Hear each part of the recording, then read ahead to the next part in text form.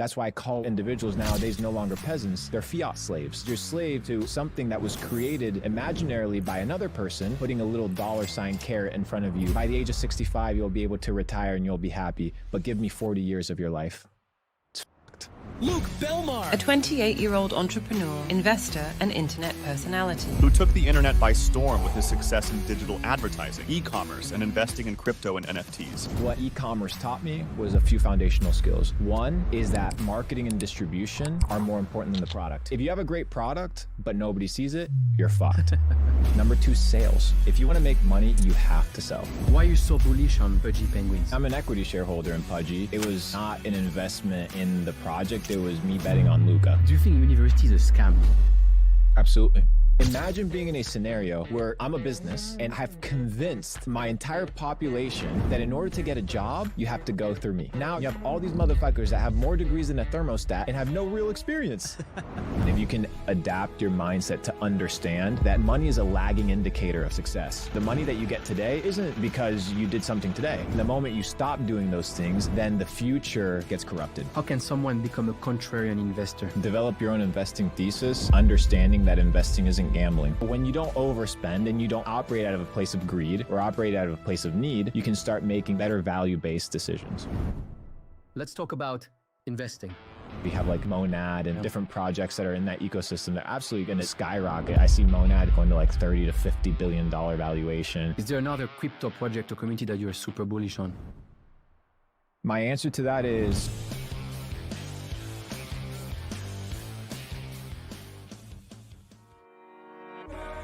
okay.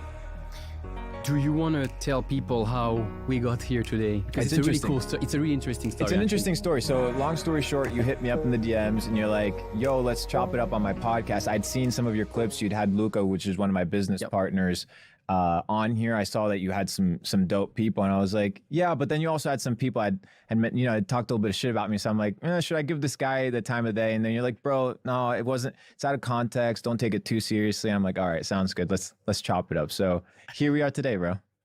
Yeah. Also, I'm super excited to have you, man.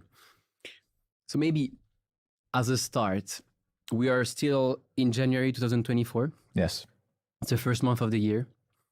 And you wrote to your followers, 2024 is about getting wealthy in finance, health, mindset, relationships. This is the year of abundance in all areas of life.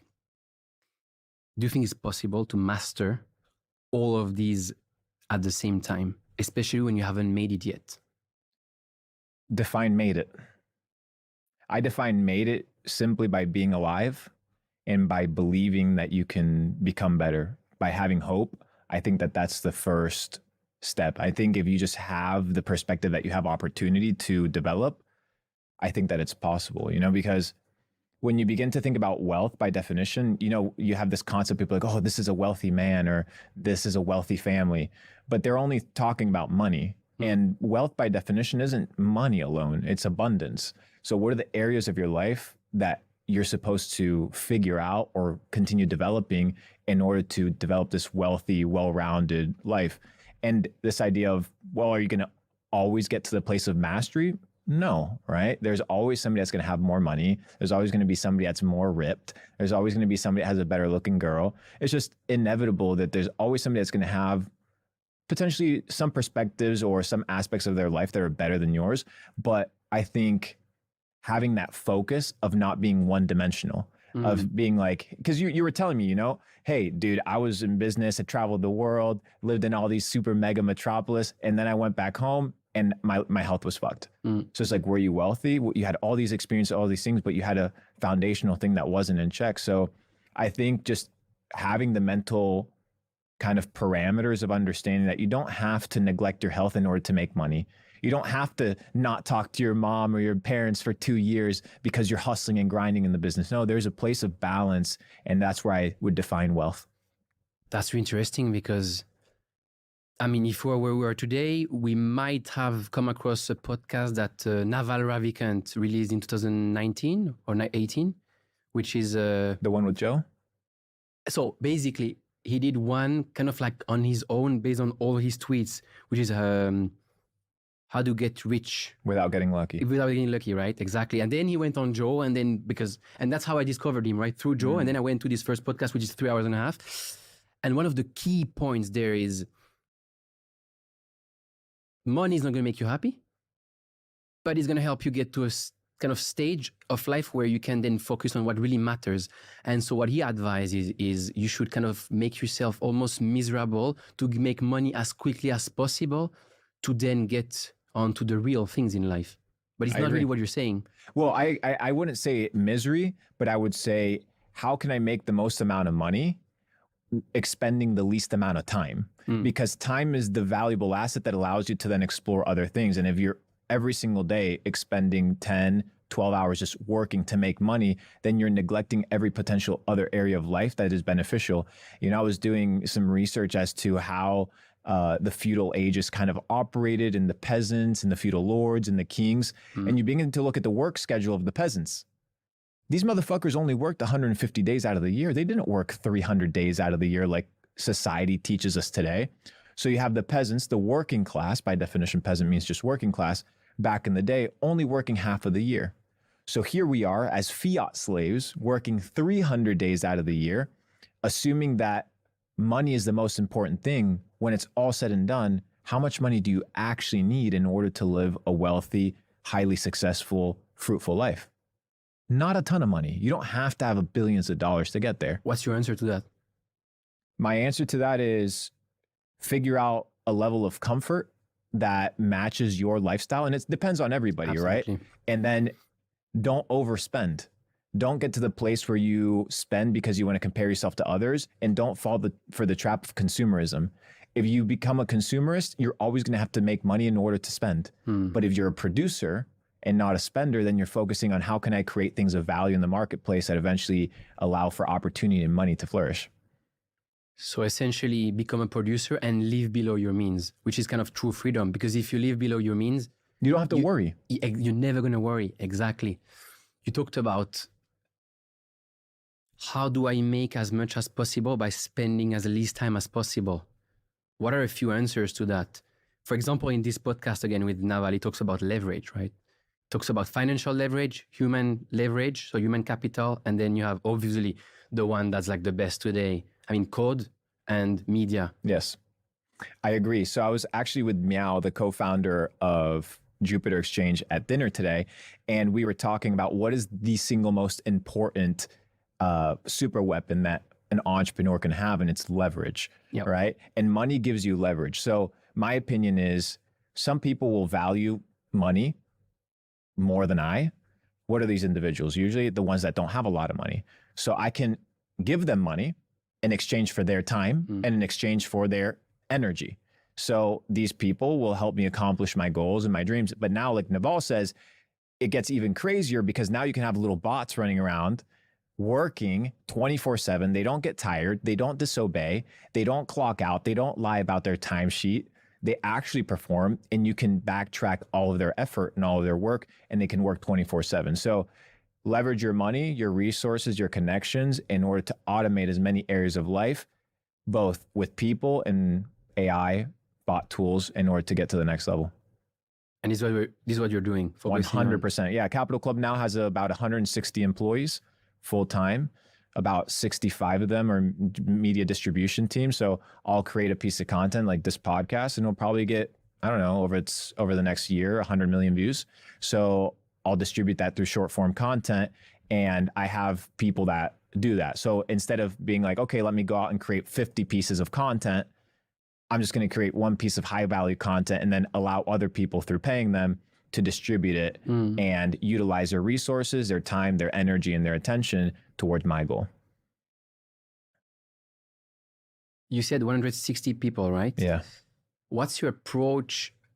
Because for me, what I really realized is, and it's completely linked to this notion of leverage, but also fixed versus variable costs. And when I made this change in my businesses, it changed everything. Full-time employees versus contractors, or kind of like remote teams that are hired by the job versus by their time, right? And so if you do that, everything becomes variable and much less risky. Yes. How do you approach? Because I think it's more of You're what, 28, 29? Yeah, 20. That's like an approach that's much more like from our generation. Whereas, for example, the first company I built in London, like 25 people, I wanted, because I was in the old mindset, the old Swiss mindset. So I was like, I want Swiss quality, which is the freaking most expensive people on earth. And I want them full time because I want the pride of saying, hey, I'm giving a job to these people and participating to their retirement and all that stuff. But then you have all this freaking stress, you know, and it was a consulting business. So it's like the worst type of business, unscalable. And then when I started to make the switch, I realized, man, like this is such a no-brainer. And then you can apply it to anything, right? So I look at it a little bit different. I look at when I pay people or when I hire people, I'm investing into them, right? So I'm investing into their self-development. I'm investing into their progress. I'm investing into their education. I'm investing into their experience. So how foolish would it be of me to build somebody up for 2 years as a contractor or as somebody that's a freelancer, and then they're going to charge more for their services later on. They're going to go work for somebody else, or they're going to go build their own stuff. I want to create an ecosystem where my people can grow within my organization.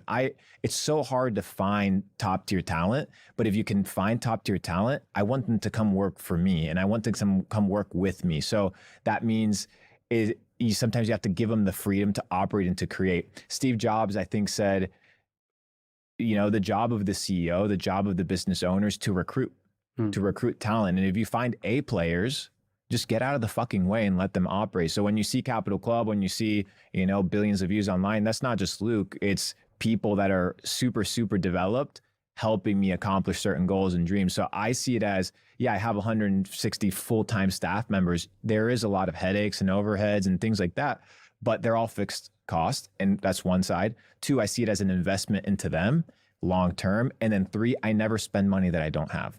Right. And that's something that I always kind of pride my company of, is we always underspend so much from what we make, so that once again, like your personal expenses, you don't have that, oh, how can I get to the next paycheck? I don't want to live that way. I don't want to have to go and raise money or get investors because I can't make it. So I scale in proportion to our income. Do you think that A players stay or go on to leave and build their own thing once they realize how much personal leverage they have, right? Depends, because not everybody that's an A player is an entrepreneur, or not everybody that's an A player is a self-starter, and not everybody that's an A player wants to go out and do their own thing, or can take on the risk of going on and, you know, funding a business, building a business, or being a CEO or an executive. Some people are just phenomenal videographers, right? Some people are just phenomenal human resource managers. Some people are just phenomenal accountants. So I just want to polish them, refine them, and then give them a value ladder of scalability within my organization. Eventually, that obviously for the high tier individuals leads to shares, leads to options in the company, but that's just inevitable, because the goal isn't to own 100% of zero, right? If you own 100% of something that's not worth anything, cool, you're the only guy involved, but you don't have shit. So sometimes you have to share, and that means splitting the pie so that the pie can get bigger. I'm all about sharing, bro. That's such a key concept, actually. And you have often, when you start companies, you might have like 2 or 3 co-founders, and then you have this ego at play, right? Who has more, and like, why would we split equally? And you're like, man, first, it's all about not what happened before, it's all about what happens in the future. And second, 33% of like something much bigger is worth much more than 100% of something much smaller. Absolutely. And it's also the energy and time thing, right? So if I have co-founders, now I have 2, like I have more heads, I have more energy, more time. And that's going, if they're the right people, that's going to accelerate growth and accelerate development, and accelerate the achievement of your goals a lot faster. Absolutely. So you said you have 160 employees, you're 28, which is really impressive. You've done a lot of pretty amazing things since probably in your 20s, right? Since I started my entrepreneurial journey in e-commerce in 2016. I started buying my first Bitcoin, $588, 2015, but it was, you know, tinkling and playing around. But my entrepreneurial swing and actually becoming a proper entrepreneur, 2018. Where does this hunger and huge fire in the belly come from? When you're broke, brother, you have nothing to lose, dude. I don't want to live a life of regrets. like I said, I was talking with Meow, and I said, dude, imagine being on your deathbed. And cool, everybody thinks that you're successful. Cool, everybody thinks that you have a lot of money, but you yourself, you look at yourself and you're like, oh, I could have done more, or I didn't go for it. Dude, I just don't want to deal with that shit. I don't want to be in a situation where I regret the fact that I gave up the gift of life to settle for mediocrity or to settle for less. And money, like we talked about, gives you access to opportunities. So talking about Switzerland, for example, if I didn't have money, I wouldn't be able to visit Zermatt. I wouldn't be able to visit Geneva. I wouldn't be able to visit these incredible, beautiful places. So I want to experience life. And in order to experience the fullness of life, I just have to work a lot harder than the average individual in order to experience more things. Absolutely. And the I don't want to have regrets. I mean, one of the key things that we're all looking for in our, probably in our life, right? But when you're a high achiever since early 20s, you're like, okay, how do I get happy, truly happy? And in the beginning, we kind of like mistakenly think that it's the money or the businesses or the girls or all this shit, right? But then you realize, and I think it was Andrew Tate who was saying that, which I don't agree with a lot of what he says, but he also talks a lot of truth, right? And one of these things was something like, when you work really hard on something, it's not about the result. It's knowing that you're giving your best. Yes. Will make you happy, right? And will make you have no regret. And it's much less about the actual result of like, was I successful? Rather than just, I gave my best, right? And if I give my best and I'm in the hustle, and actually you see it, right? When you build businesses, the best moments are when you're struggling. Yes. And you're having these goals. And when you kind of like reach these big milestones, could be first million or first 10 million or another kind of business goal, right? You realize, fuck, that's it. Like that's not like the thing that really makes you happy. So I think people have like short-term goals, and many times they attribute happiness to that achievement of that goal instead of that goal just being another stepping stone to their development, and understand that, dude, life is long. It's kind of infinite. It's an infinite game. It's always, you're going to have to wake up the next day. You're going to have to perform. If you don't exercise, you're going to lose your physique. If you don't continue taking care of your family, if you don't continue elevating, if you don't continue leveling up, what you don't use, you lose. And that's the thing about life, is the people that are unsuccessful think that somehow you achieve one level of success and then you stop. Yeah. And then it's, sit under a palm tree and chill. When I get it doesn't work that way. When I get to my first million, I change my life, which I always say, if you would change your life when you reach a certain number, you should change your life already now, because it means that you're not going to be happy that day. That's not going to change anything. Yes. Right? And because it's a mindset play, bro. Yeah. It's a mindset play. And if you can adapt your mindset to understand one very basic principle, which is every single day, if you were to evaluate your life like building a house, every single day you get to lay one brick. How are you going to lay that brick? Are you going to lay it with precision, accuracy, love, care? It's your house. Yeah. Like, why? You're not going to build it like shit. Like, why would you build it like shit? It's where you're going to live. It's where you're going to reside. So every day I get to set up a block, and not every day I do it right. Not every day I do it well. But if you go with the intention of being like, hey, I'm responsible for my life. I'm responsible for my actions, the good stuff, the bad stuff. I get to establish and set this brick for today, and understand that tomorrow I'm going to have to set the brick again. The brick that I set up yesterday, right, in my life to continue building, doesn't matter. What I do today counts. And I made a post saying that money is a lagging indicator of success. Yeah, I saw that. And money is a lagging indicator of your efforts. So the money that you get today isn't because you did something today. We're here today, not because of what we did today, but because of what we did over the last couple of years that led up to this moment. Absolutely. And the moment you stop doing those things, then the future gets corrupted. You don't see it directly. That's the thing. And in the beginning, when you get successful, the first time, you can become complacent, right? We talked about that with Luca on the podcast, actually. And we probably all made this mistake, or I don't know for you, but like most of us. And then you're just there like, oh, if I just do nothing, it continues to freaking rain, right? Yeah, it happened to me, bro. It happened until to it doesn't, me. Yeah. and then you get completely fucked. And then, anyway. So that's a super interesting one, actually. I think even Jeff Bezos talks about that. We're building, what we're doing today, he says in business, is going to happen in 3 years. So it's kind of like an extreme version of and that. it's also, it doesn't just